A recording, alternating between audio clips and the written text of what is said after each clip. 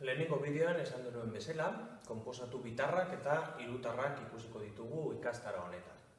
Konposatu hirutarrekin hasiko gara, bitarrak ikusi ditugu ja, hidrogeno, oksigeno, metal-esmetal eta esmetal-esmetalen arteko loturek bi elementu desberdin dituztenez bitarrak dira, kasu honetan hirutarrak dira, hiru elementu desberdin edukiko dituztelako. Hidroxidoen kasuan, oksigenoa, hidrogenoa eta metal bat. Oxoazidoen kasuan ikusiko dugu anhidridoa gehi ura. Oxoazido ematen dutela, ur molekula bat, bi edo hiru meta, piro, orto, ikusiko dugu nola egiten den.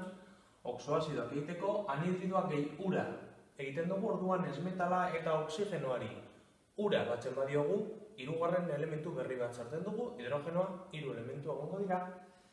Eta oxigatzak oxoazidoak hartu eta hidrogenoa kenduta, elementu bat kentzen dugu, metal bat sartuta, egingo dugu gatz bat. Elementu bat kendu, elementu berri bat sartu, esmetal bat, oksigenoa eta metala, hiru elementu konposatu hirutarra.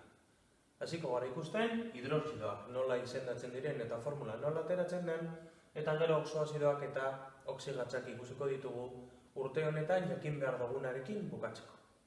Goazen aurrera.